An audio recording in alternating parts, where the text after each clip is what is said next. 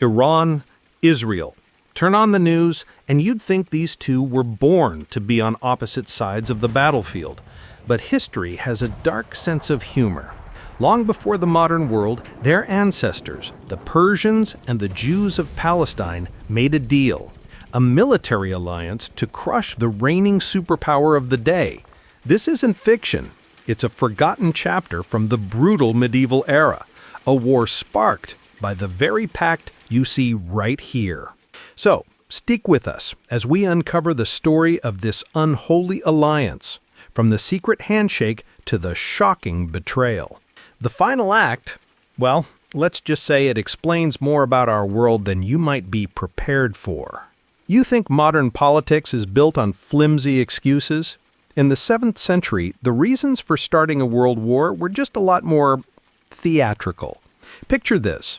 The two great superpowers, Persia and Byzantium, are enjoying a rare moment of peace. The Persian king, Khosrow II, is even personal friends with the Byzantine Emperor Maurice. It's all very civilized, right? Wrong. As historian James Howard Johnston, the leading authority on this whole mess, points out, Khosrow treated this tragedy as a golden VIP pass for the biggest land grab of the century. It's the ultimate thoughts and prayers moment, immediately followed by mobilizing an army of 100,000 men. Have you ever seen someone at the office use a noble-sounding excuse for some shameless personal gain? Now just scale that up to the size of an empire. So with a righteous cause and a massive military, the Persian war machine began to roll. But what they didn't realize was that they were about to kick in the door of a mansion that was already secretly bankrupt. Ever had one of those months where you're just afraid to look at your bank account? That feeling in the pit of your stomach? Now, try to imagine an entire empire feeling that exact same way. Because that was the Byzantine Empire when the Persians came knocking. The new guy who'd stolen the throne wasn't just a bad emperor, he was a financial black hole in a purple robe. The empire's credit card was maxed out. The treasury was running on fumes and old IOUs. You could almost feel the decay, the worn-out leather on the soldiers' armor, the low simmering resentment in the barracks because payday was late again. It was a global superpower with a credit score that would make a college freshman blush. So you have this massive empire, drowning in debt, politically a dumpster fire, but still trying to puff out its chest on the world stage. Sound familiar? Let me know in the comments which modern country this reminds you of. For purely academic reasons, of course. From the outside, Byzantium still looked like an impenetrable fortress, but its biggest weakness wasn't the army at its gates. It was a whole group of its own people living inside its walls who were just waiting for someone to hand them a match. You know what's more dangerous than an army at your gates? An enemy you've spent generations creating inside your own house. For the Jewish people living under Byzantine rule in the 7th century, life was a masterclass in systemic oppression. They were barred from holding public office, hit with special taxes, and lived under the constant heavy weight of religious suspicion from the Christian state. Imagine the bitter taste of injustice every single day. The sound of church bells wasn't a call to prayer. For them, it was a reminder of their second-class status. This wasn't just random bigotry. It was state-sponsored discrimination, baked right into the system. Think of it like a corporation, where an entire group of employees can never get promoted and is constantly watched by HR just for being who they are. How long could you live like that? How long before you started looking for any way out, no matter how risky it seemed? This wasn't just a population of victims. This was a powder keg of resentment, perfectly placed and just waiting for a spark. And right across the border, the Persian king could smell the smoke. Opportunity doesn't always knock politely. Sometimes it kicks your door in, wearing full battle armor, and offers you the deal of a lifetime. When the Persian general Shahbaraz marched his army into the region, he didn't just see a population to conquer. He saw a strategic asset. He approached the Jewish community leaders not with threats, but with a cold, logical, and terrifyingly simple business proposal. The offer was clear: Give us local intel, guides, and men willing to fight, and in return, we will give you weapons, a share of the spoils, and most importantly, revenge. You could feel the jolt of electricity through the community, that sudden, shocking surge of hope mixed with pure fear. This was a pact signed in steel and sealed with the promise of vengeance. Speaking of pacts, how about we make one of our own? If you appreciate an unlikely alliance like this one, show your support and hit that like button. And to join our Brotherhood of History Explorers, subscribe. It's just one click. No bloodshed required, I promise. The offer was on the table. The handshake was made. And now, for the first time in centuries, thousands of newly armed rebels were joining the ranks of an invading superpower. And their first target was the holiest, most well-defended city on the planet. You know those heist movies where a team of total opposites has to work together to pull off a job? Well, this was the 7th century version, and the prize wasn't cash in a vault. This army on the move was a truly bizarre sight. On one hand, you had the Persian heavy infantry, the special forces of their day, disciplined, professional, moving with the rhythmic, heavy tramp of men who lived for war. You could smell the oiled leather and the cold, hard gleam of Sasanian steel. On the other hand, you had the local militias, farmers, merchants, scholars, men who knew the terrain like the back of their hand and were fueled by pure, unrestrained fury. It was like pairing a team of Navy SEALs with a mob of angry sports fans whose team just got cheated out of a championship. One has the skill, the other has the rage. Have you ever been so angry about something that you'd team up with just about anyone to get payback? That was the energy here, multiplied by tens of thousands. This wasn't just an army anymore. It was a rolling storm of vengeance, and it was heading straight for the high walls of the holiest, most well-defended city on the planet. So you're inside Jerusalem. You think you're safe, right? High walls, plenty of soldiers, God on your side? Wrong, because the Persian army outside wasn't just throwing rocks. They settled in for a siege, which is a medieval way of saying they decided to play the world's most horrifying waiting game. Every morning, you'd wake up to the dull, constant thump, thump, thump of a battering ram, a sound you feel in your bones more than you hear.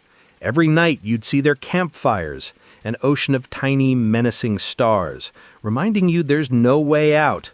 You could smell the acrid smoke from an army that had plenty to eat, while your own stomach was starting to growl. It's like the world's worst camping trip, except the bears outside have swords, and they're not leaving until they've eaten you and everyone you know. What do you think breaks first in a situation like that? The stone walls or the minds of the people trapped inside? For 20 days they held on. 20 days of hunger, fear, and desperate prayers. But on day 21, the prayers stopped working. So the wall is breached, and what happens next isn't a battle. It's a flood. Imagine a torrent of pure hatred pouring through a single hole in a dam.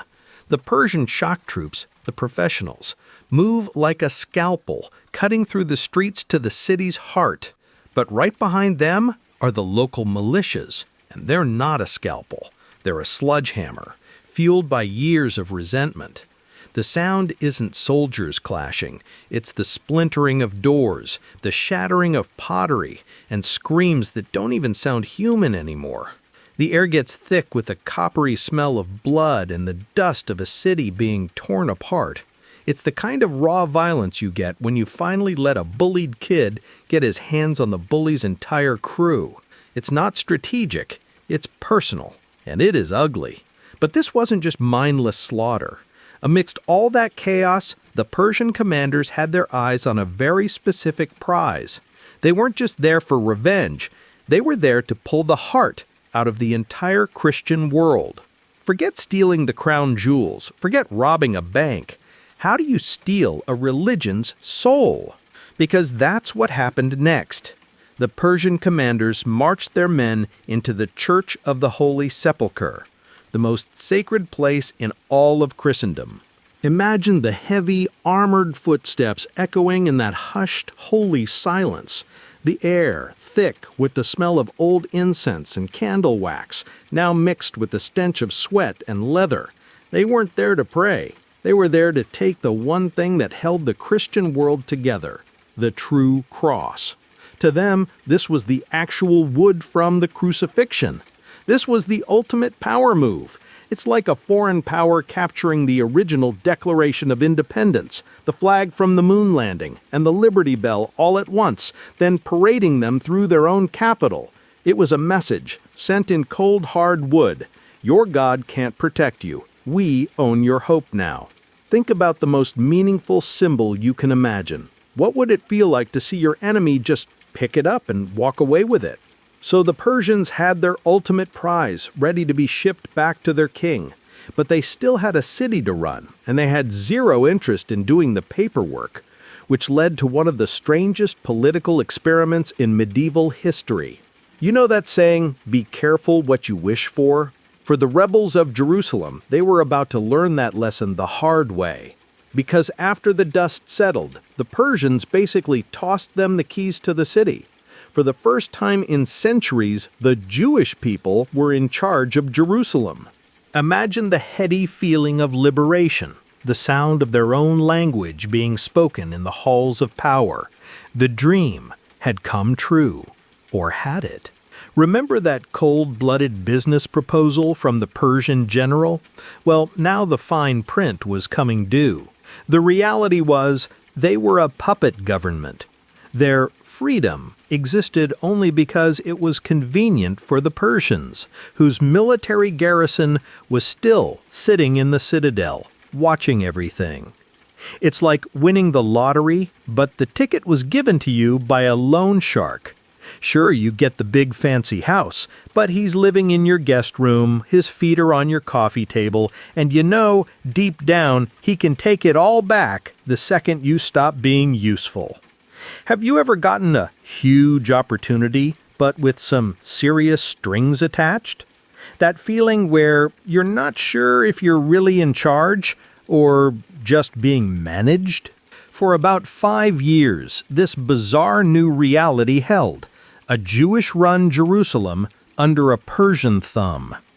But hundreds of miles away, in the ruins of his empire, the Byzantine emperor everyone had written off was planning the ultimate comeback tour. Everyone loves a good underdog story, but this wasn't an underdog story. This was a Lazarus story. An emperor everyone thought was dead and buried was about to get up and start swinging.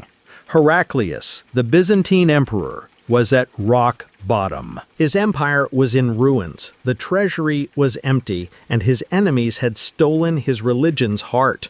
So what did he do? He made the single most insane, high-stakes gamble in military history. Instead of trying to reclaim his lost lands, he gathered every last soldier, melted down the silver from his own churches to pay them, and sailed his army to attack the Persian Empire in its own backyard.